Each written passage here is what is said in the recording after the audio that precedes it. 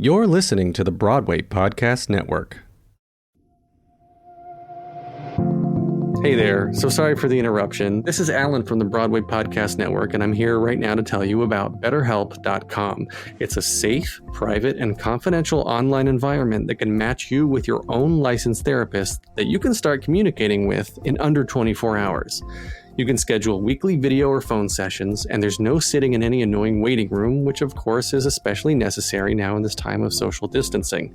I want to point out that it is less expensive than traditional offline counseling, and financial aid is available to those who qualify. They can help with so many things, ranging from depression and grief to anger, self-esteem, LGBT matters, or even just sleeping. In fact, so many people have been using BetterHelp that they're actually recruiting additional counselors in all 50 states. If you've ever been on the fence about counseling or therapy, now is the time to start. As a listener of this podcast on the Broadway Podcast Network, you'll get 10% off your first month by visiting betterhelp.com/BPN. Join over 1 million people taking charge of their mental health. Again, that's BetterHelp, HELP.com/BPN. This episode is brought to you by HP Instant Ink. No one is reading your mind, but HP Instant Ink knows when your printer is running low and sends new cartridges before you run out. So you never have to think about ink. For details, visit hp.com/instant ink Spotify. Conditions apply. My name is Rob Madge, and you're listening to 11, the official theatre podcast.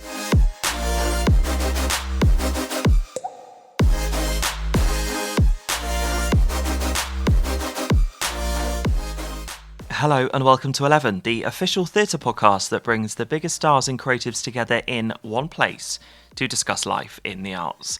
Now coming up, it's the funniest person on the World Wide Web that's made quite an impact over the last year. From their hilarious childhood theatrical videos to performances of pop songs in panto, they've made us all smile and had us in heaps of laughter when we needed it most. Now they're bringing a show of their life to the stage in My Sons Are Queer, But What Can You Do? An autobiographical look at parts of their life and the impact theatre's had on the person they are today. The show also reveals an insight into the journey of embracing their queerness, something that's most recently led them to speak publicly about their non-binary identity and using they-them pronouns. Now, in an exclusive conversation just hours after their groundbreaking and unanimously successful press night at the Turbine Theatre, it's time to discuss bringing My Sons Are Queer, But What Can You Do to the stage, the incredible but rather emotional reaction it's had on audiences, and a possible future life for the show. Plus, why their mum is the real star of the family, the unwavering support of their parents throughout this journey to authenticity, being cast in the official upcoming stage adaptation of Bedknobs and Broomsticks, and the dream roles still left on their wish list. So here we go, it's time for a total lol with Rob Madge on this, the next episode of 11, the official theatre podcast. To meet with current restrictions and to stop the possible spread of COVID-19, Rob and I connected for this conversation digitally, so please forgive any brief moments while we wait for the internet to catch up. Enjoy.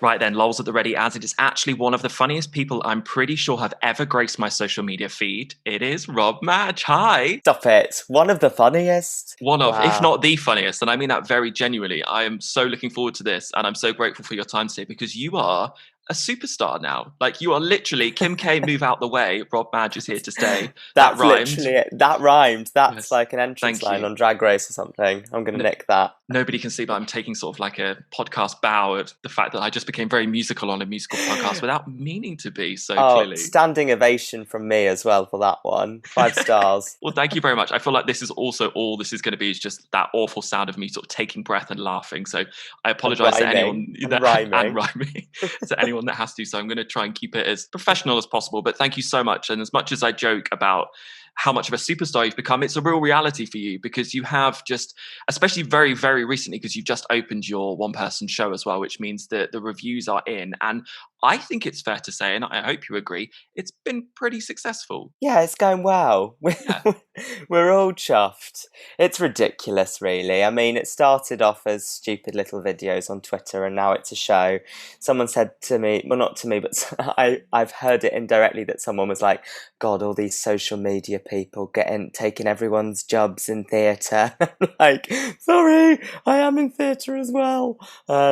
But it's ridiculous. It's crazy. Crazy, I think, is a very good word for it, because it's literally come, as you say, from these social media videos that we will talk about in a second, that you sort of, I imagine, created as just a bit of light relief and a bit of fun for you as much as us as now an audience / followers. Honestly, I was just so bored. So bored. Needed something to do. I needed to make people laugh. I was like, I'm not hearing any laughter. I need the validation of comedy.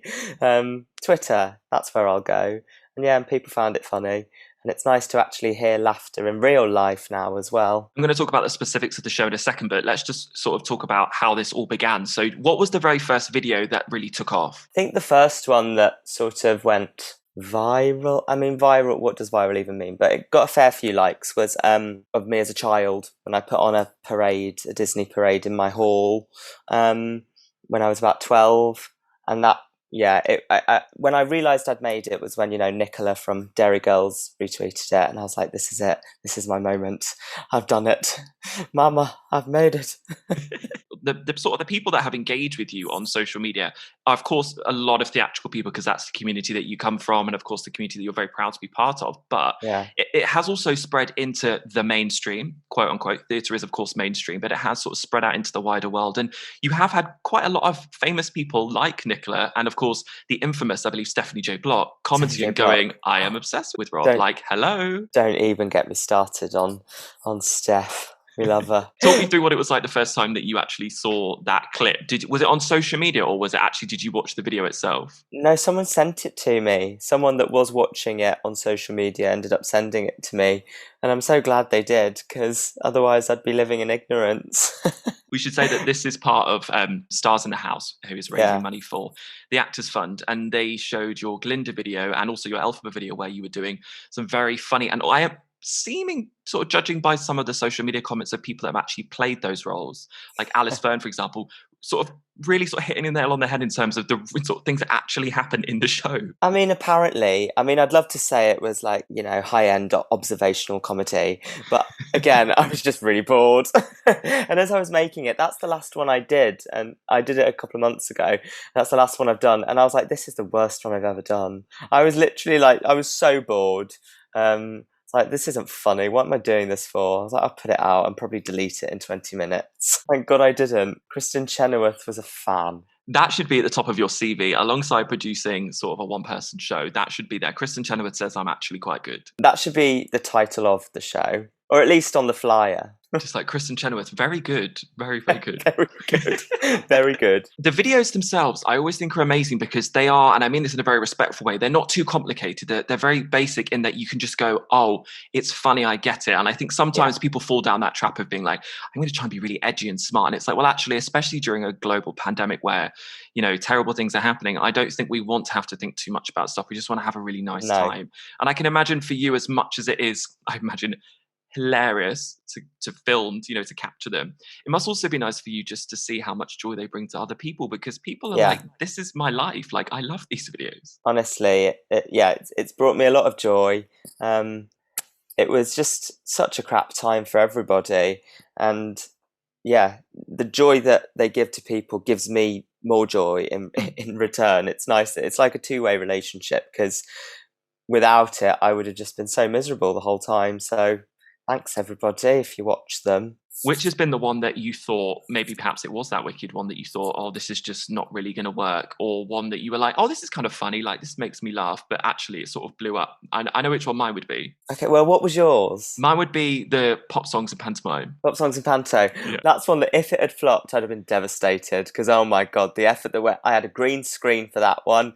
We put up a bloody green screen. We ordered all of Smithy's, every bloody fancy dress item you could possibly get. So if that one would have flopped, I'd have been devastated. The Glinda one was definitely probably the one that I thought was the worst, but ended up being one of the most liked. So you just can never tell these days what the public are into. I think for me it was oh gosh, my mind's going to go blank now. But like, is it Panto Rockers? Where you're like Panto Rockers, Panto Rock is in the and I house just tonight. could not stop the melody of you singing that in your tone, going like, I need to stop having that go round in my head. What have they done? Well, that was, to be honest, that was pure plagiarism, that one. I saw a panto where they turned Party Rock by LMFAO into Panto Rock, and they're all singing in their like Disney princess voices like that. This is just hilarious. There's something so funny about it. It is, but when you go see pantomimes, as much as you like, I'm a very serious theatre person, you do sit there going, I do sort of want the it's like the intro, isn't it? It's like the bit that goes into it where they're like, oh, what's wrong with you? Oh, I'm just really sad because I've got no money. And you're like, oh, literally. No. I'm gonna like scream. Here we go. That's another video I want to do, actually, is like the dialogue leading into song. I'm pretty sure at one point in Mamma Mia it was like, Donna, we need to talk about this. I don't want to talk about what we've been through. I just think it's hilarious. I actually think that's genuinely in there. I think it is Donna that does that screamy, shouty bit. So I remember seeing Diane Pilkington and saying to her afterwards, like, I loved it, but that is just camp. Like, that is like someone really gay went, yes. It's literally the gay intern on Mamma Mia was hard at work. Yeah, finish this. What's the lead in? Make her shout. That's it. Obviously. Yeah. That's exactly it. I love the fact that apart from the fact it's you in all these glorious costumes and just being fun, your poor mum has been roped into so many of them, and she's on your social media all the time. She's probably a little bit more of a star than you, to be honest. Now, oh my god, she's peaking. Honestly, without a doubt, I'm riding her coattails. How much sort of persuading, if that's the right word, do you have to do to be like, Mum, I'm going to put a green screen up in our house and hire costumes and do silly pantomime videos, and you're going to have to just support me? Well, the thing is, when I was about 16, I tried doing YouTube, like, the vloggers. Failed miserably, but in those days I'd try and get Mum involved then, and she was not having any of it. And then I started uni and I put her on my Snapchat, and my friends loved her, and she ended up winning some kind of end of year award for like best drama society parent, and once she got that one award, she's been loving it ever since. She's like, I need more awards. So yeah, as of that moment in 2017, she's been riding that wave of popularity. Like an actual gay icon, superstar, hilarious comedian. I mean, literally Really the BBC Three sort of Drag Race spin-off show hosted by your mum is, what is it? Does it begin next week? Yeah, it starts next week on Wow Presents Plus. I thought so, Oh, well done, yeah. I know. Well, In terms of creating that very little now sold out show, I should just put that nail there and say that the show has extended and then sold out within like a 12-hour period or something crazy. Yeah. So now you're at that stage where I guess you can relax because it works commercially, the audience is having a nice time. Are you now at that space where you can go, I think I can probably enjoy this now? I am. It was the last couple of weeks where it was all a bit mad, and we started rehearsing it, I think, 3 weeks ago. I wrote it ages ago, but rehearsal started 3 weeks ago. So getting it all on its feet was crazy. It was just a lot, and there wasn't really time to enjoy it. It was always things needed to be fixed, and I was having to do rewrites every night and blah, blah, blah. And now, like you say, we've settled, and that's nice. Like, I don't have to go in until half an hour before it starts. Love that life. Is this show because of the success that you had in the pandemic? Is it because this script just works? Is the script based on the pandemic? I guess talk me through the sequence of what led up to this. It did start with sharing the videos, because we found all of these old VHS tapes that we hadn't seen in years and thought they were ridiculous and hilarious. So I shared that Disney Parade video on Twitter, and then it got seen by a lot of people. And because I knew it would make people laugh, but I didn't expect a lot of the response to be, oh, your family are so amazing. My family would never have done this. My dad would not have worn a wig. And then I thought, that's interesting. So that's when I really started working on the idea of doing something a little bit bigger with them all, back in August, I think that was, of 2020. And since then, it's sort of all grown as a result of that, but has then gone on and had a life of its own, separate from the social media in a way. And is it autobiographical in that it follows real events of your life, or is it perhaps just dramatized and sort of stretched a little bit? It's autobiographical. I mean, the concept of the play is fiction. Like, the idea is I am recreating this Disney parade because it went so hideously wrong in 2009, and now I've got some training, so it's going to be so much better. Obviously, that is not my life. I am not recreating my Disney parade in my real life. That's the overriding concept. And in order to do that, we have to go on an autobiographical journey by looking at all of the old VHS tapes and all the school memories and all that stuff. So yes, it is. How did you get to the title itself? Because when I first read it, I was like, oh, I've never really seen the word queer put in the forefront. I mean, sometimes you see it sort of surrounding the topics of a show.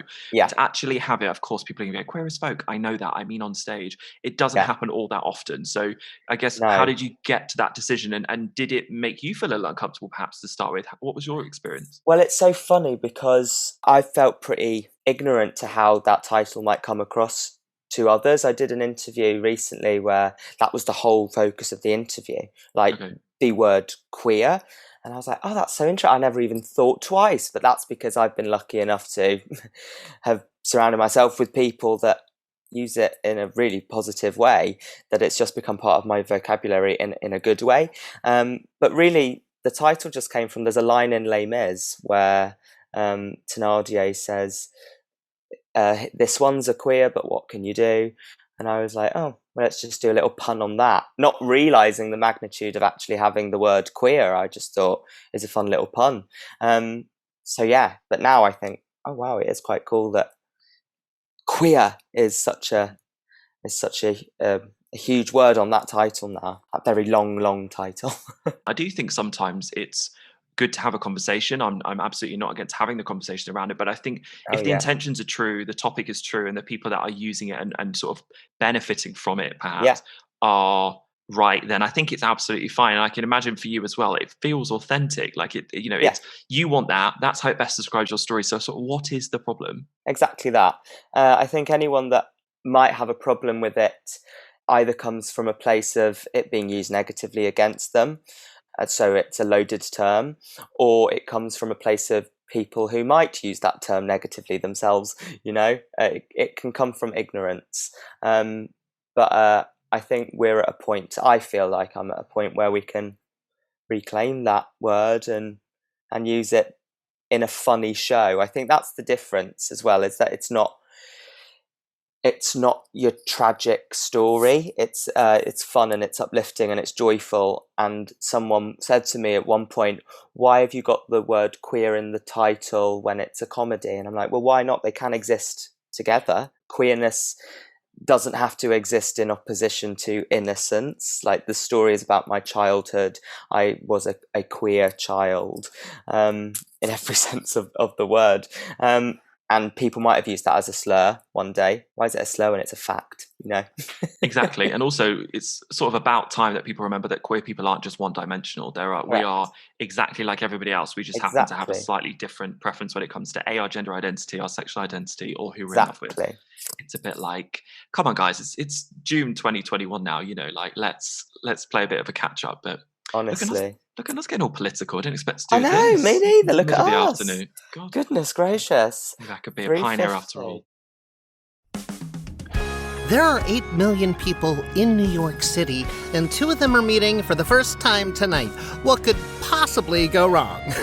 That's the story of First Date, the virtual Broadway musical starring American Idol's Ace Young and Diana DeGarmo, with an irresistible score and filled with those cringe-worthy yet priceless moments that might feel a little all too familiar. First Date lets us know it's all part of the process of finding the perfect partner. Streaming exclusively on Stellar July 23rd through the 25th.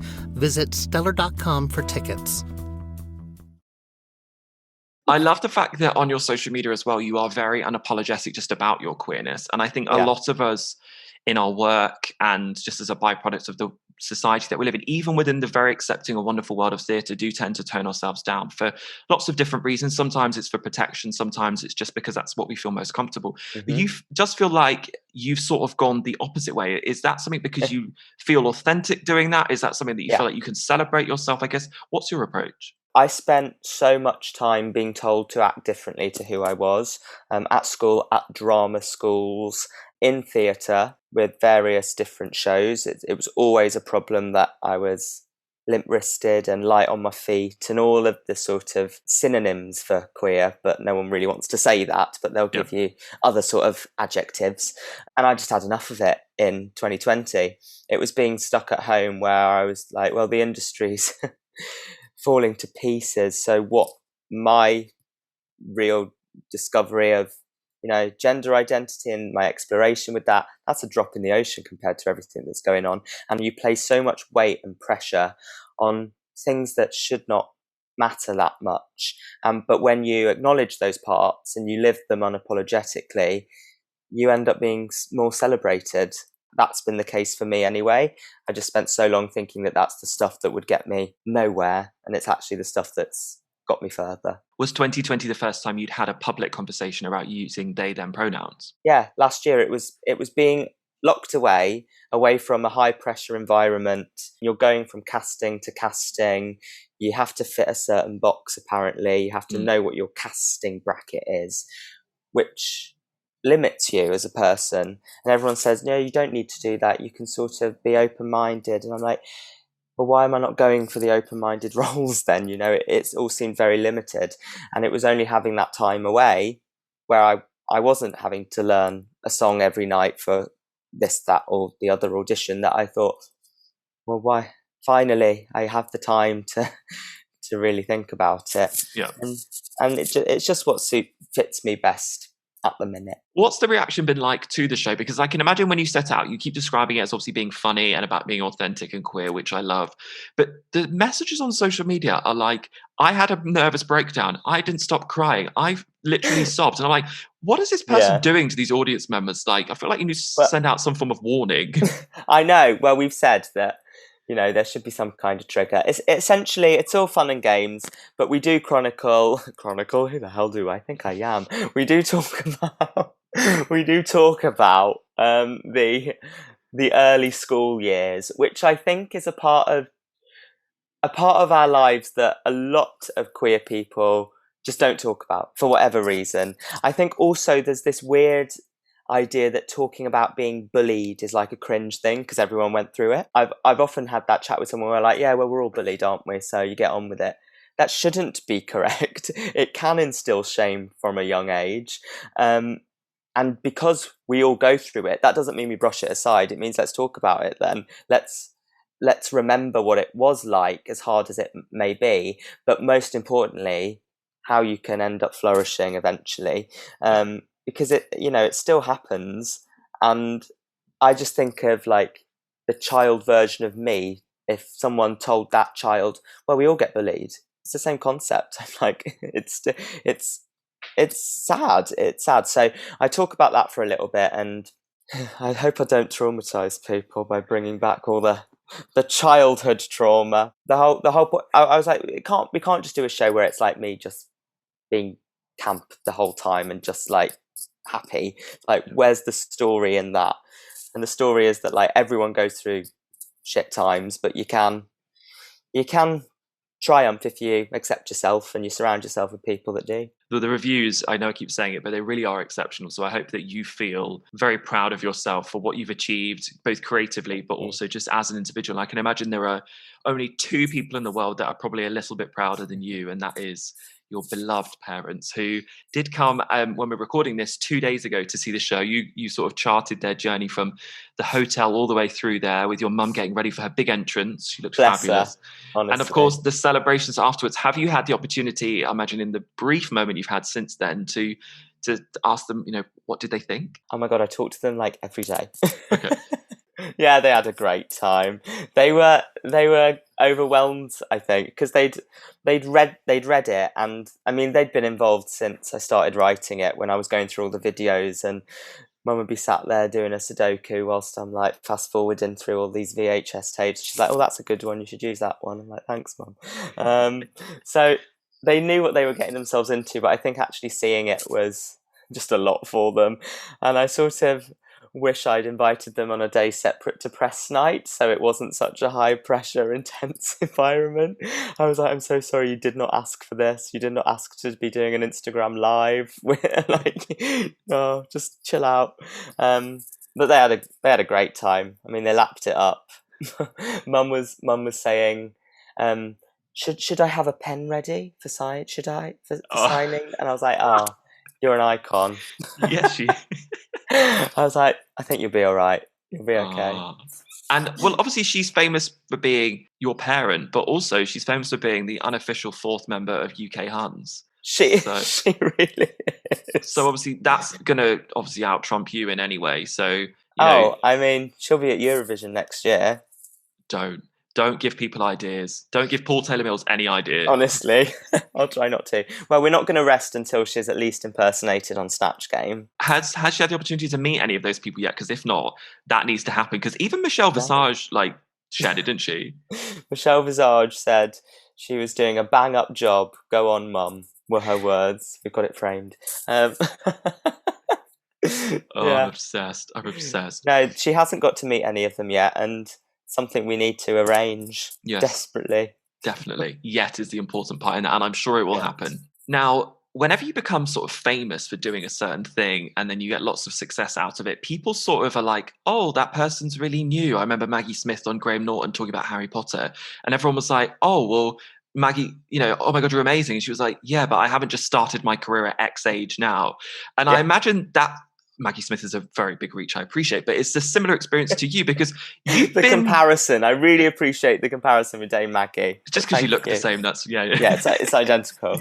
Poor Maggie, she's looking rough. About to say, sorry, Maggie Smith, I love you. But I can imagine for you, like you've done so many other things, and you've been in West End shows before, and you've had this opportunity to grow within the industry as well, and to obviously learn your craft. You are a theatre person at heart. You've had the opportunity to train as well. Can you just talk to me just a little bit about some of the shows that you've been in? Because some of them have been filmed and captured and have been quite famous. Like, being in Les Mis and getting to play the roles that you've played. That's pretty cool. Yeah, Les Mis 25th was cheeky little Gavroche. Fontaine. Oh, no, sorry, yeah. On what? I said Fontaine, but I got it wrong, sorry, yeah. Well, that one's still to come. Okay, fine. We're in talks with my agent. Sorry, Lucy Jones. It's my turn now. Who even is Lucy Jones? Honestly, who is Lucy Jones? She's an icon. I just played a lot of Cockneys, to be honest. A lot of precocious Cockney children. Is often the way with child actors. They're all from London. Don't know why. Does the whole sort of being part of, I say history, but being part of historical moments like that, do you sort of look back and go, can't actually sort of quite strange, like that feels like a different person, I can't actually believe that that's me? Yeah, well, I remember there was a period where I just finished uni and I was auditioning for things, and it had been a long time since I'd done anything, and I was suddenly really angry at my child self for not appreciating it. Yeah. I was like, why didn't you enjoy this? Well, I mean, I did enjoy it, but why didn't you realise the magnitude of what you were doing? You were in Les Mis, and it just suddenly meant so much more as an adult. As a kid, I wasn't ever nervous or anything. It was just fun. It was just a hoot.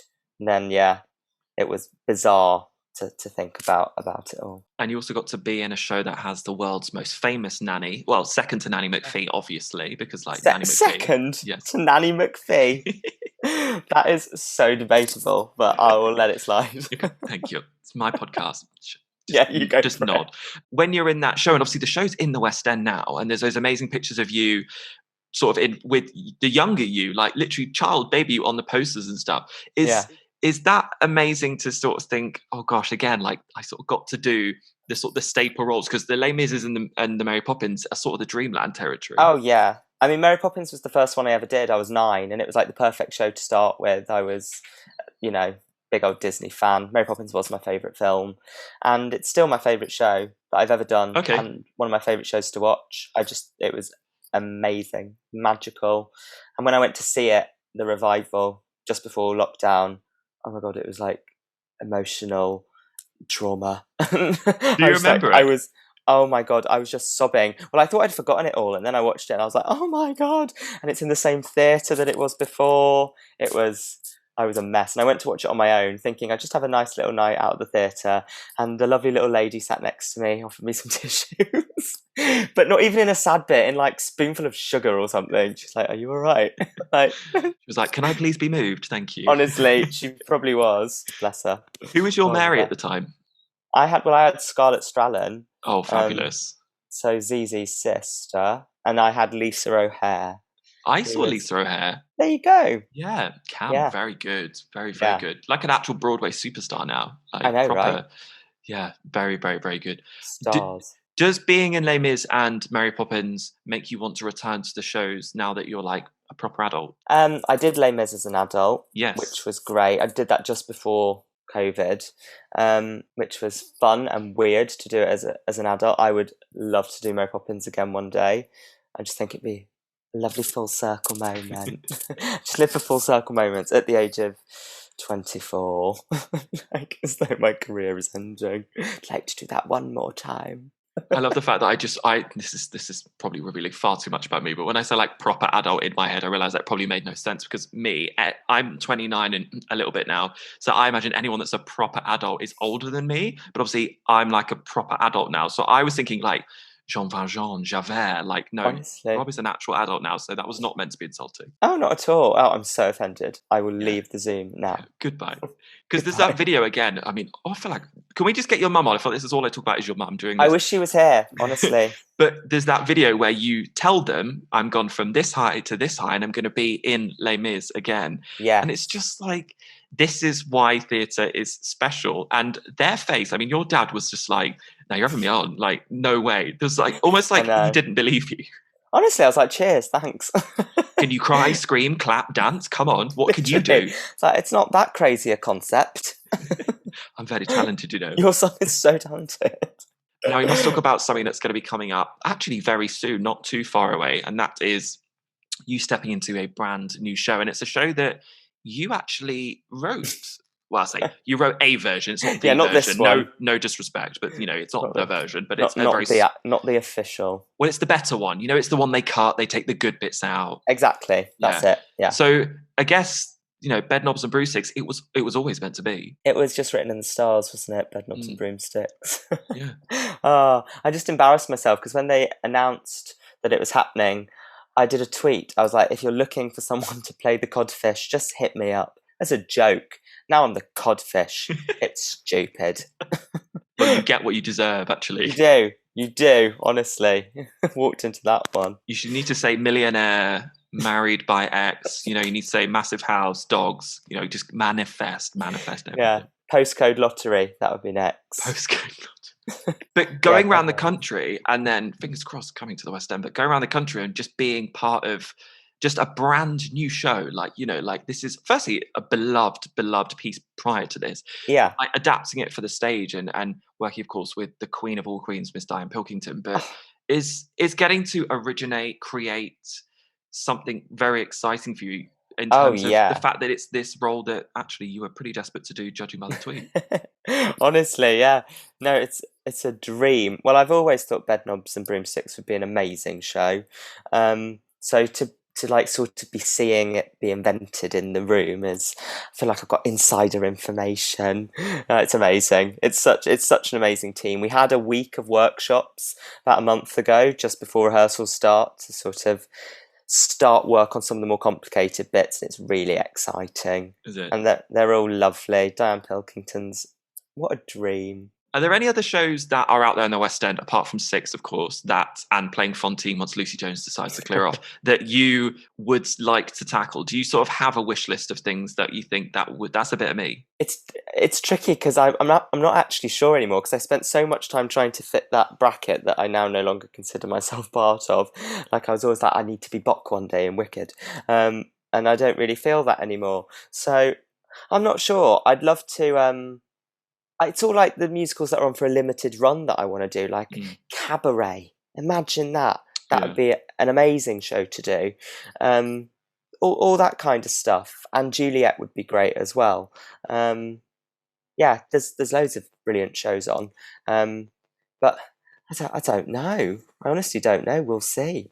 Yeah, literally carnage. Well, one thing that isn't carnage, just to finish, is your amazing solo show. And I'm sort of a little bit gutted because as amazing it is that it's sold out, and I'm so unbelievably happy for you, and it's already extended as well, so there really is no possibility of it keep going.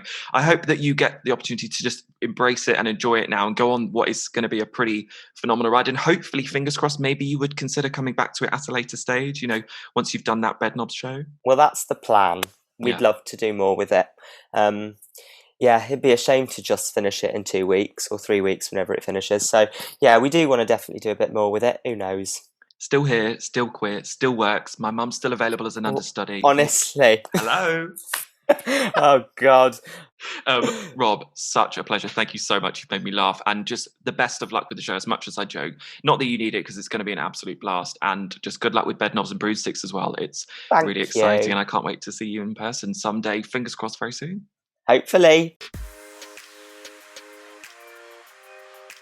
You've been listening to 11, the official theatre podcast. Find out more about 11 at 11podcast.com or via the Broadway Podcast Network.